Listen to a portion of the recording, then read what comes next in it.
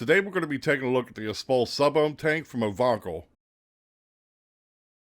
This is a brand new item. These tanks should be on the market here pretty soon. One of the cool things about this tank system is that it has a triangular airflow system, meaning that it has 3 nice sized airflow holes all the way around the base of the tank. We'll take a closer look at that here in a minute. This accommodates Kanthal coils and Ni200 nickel coils. The tank height is 76.2 millimeters. The diameter is 24 millimeters. And the weight is 71 grams. And the material that it's made out of is glass and stainless steel. Okay, so here's the bottom of the tank.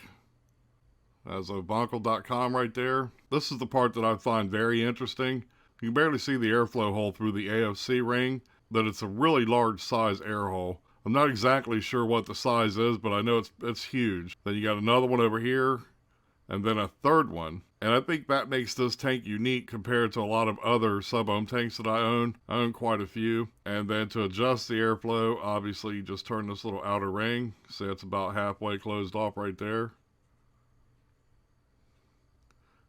That's completely closed off.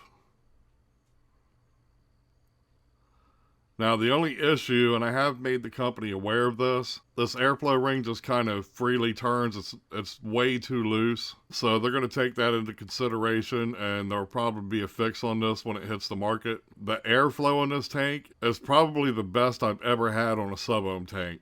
It's absolutely phenomenal. We got all kinds of little knurling into the stainless steel, which makes it easy to take the base on and off. And then you got this really cool design to it. I also mentioned the airflow on the drip tip is kind of pointless, but you know, it's an option. You've got it on this one. Now you can pull this out. Got a single thick O-ring on there. So let's go ahead and disassemble this. To do so, all we got to do, like a lot of other sub-ohm tanks, just twist the bottom off. And here's another issue that I've been having. When I go to pull this off, it's loose right now, but as you see, it's still kind of on there, and that's because the coil, if you can see inside the chimney right there, the coil gets stuck inside the chimney. So you have to tug on it pretty good. See right there, I'm pulling and it's stuck. So you have to kind of give it a good pull to get it out of there. Now it could just be this particular coil head, but what ends up happening is you see that the coil's loose. So then I have to twist the coil back in to tighten it up. So that's a con right there. But like I said, it could just be this particular coil head. So there's the threading in the base. The threading is really nice. You got a decent O-ring right there. In fact, it's a pretty beefy O-ring. Then here is one of the coil heads up close. You can see there, this is the 0.5 ohm coil. It's rated from 30 to 100 watts. And I've been vaping this coil head for the last 4 days or so at 70 watts. And if this coil head looks familiar to some of you out there, that's because it looks almost identical to an Aspire Atlantis coil. Right here on the right, obviously, is an Aspire Atlantis coil. And you can see that these coil heads are very, very similar. So your Aspire Atlantis coils for the Atlantis V1 and 2, the sub-ohm coils, will work in this tank system. So here is the Pyrex glass section. This does come out. And you do get an extra piece of Pyrex in the box. Here's the inside of the chimney. So you got a nice beefy O-ring in there. That does come out. And then obviously our drip tip pops off. So this is the entire top section.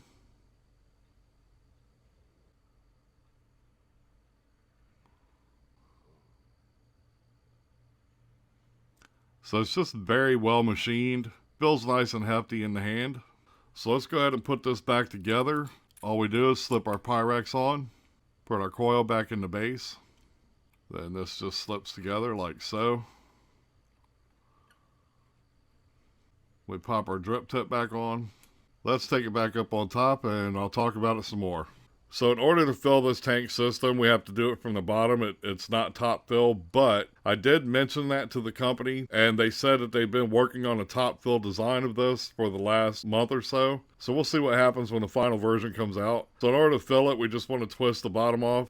Then you just want to flip it upside down like so. Website says that this has a 3.5 mil capacity, so we're going to find out right now. I've got some Nectricus from Coil Vapes. They were kind enough to send this out to me, so that's pretty cool.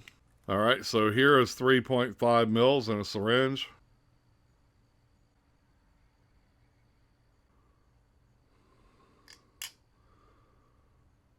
All right, there's 3.5 mils. Here is another mil.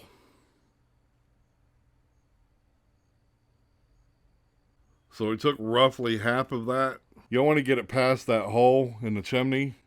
There's a couple of them all the way around this chimney. If you put the juice up around that, it's going to go down into the center and it's going to flood. You don't want that to happen. But we did find out that this tank system actually holds 4 mils of e-liquid. So let's go ahead and put the base back on. So I'm going to pop this on top of the SmokeX Cube 2, which I'm still testing out. I've been testing this thing for like a month now. Here's the airflow control. Once again, you can see how it just kind of freely spins. Apparently they're going to fix that. The airflow that's on this tank system is easily the best I've tried to this point. The airflow on the drip tip I don't use, I just close it off. I've got this at 65 watts. So let's back out of here and give this a vape again real quick.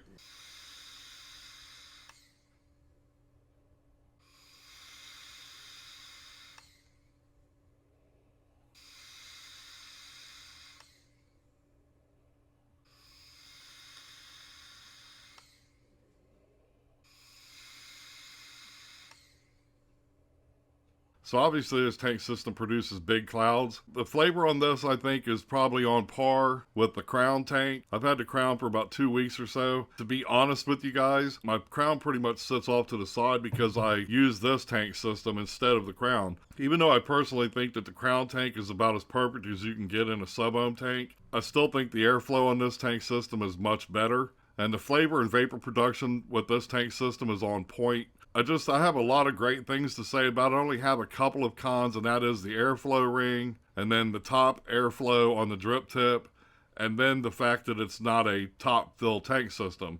I'm not exactly sure what these are going to be sold for, but here is the packaging. The writing on the back doesn't correspond with what the coils actually can handle. Yeah, it says the 0.5 ohm coil can handle 30 to 50 watts, but it's actually 30 to 100 watts. Been vaping it between 65 and 70 watts, no problems whatsoever. Inside the box, you do get a couple of extras. You get a nickel coil over here. And then you also get another 0.5 Kanthal coil and an extra piece of Pyrex glass. Underneath, you also get a manual that shows you how to pull the tank system apart, how to fill it. All in all, you're going to get 3 coils and an extra piece of Pyrex with your tank system. One of the 0.5 ohm coils comes pre-installed. Another plus to this tank system is that there was 0 machine oil. I was really stoked over the TVCT tank, and it's a really great tank. Don't get me wrong, it's one of my favorites. But then a few days later, I got the Crown sub-ohm tank. I've got a review coming up for this one here pretty soon. And then about 2 days after I got the Crown sub-ohm tank, this arrived. And ever since the Espole sub-ohm came in the mail, I've been leaving the Crown sit, and I've been using this because, like I said, the airflow is just a beautiful thing, man. Anyway, guys, that's what I've got for you. The Espole sub-ohm tank from Ovancl. Till next time, guys, take care.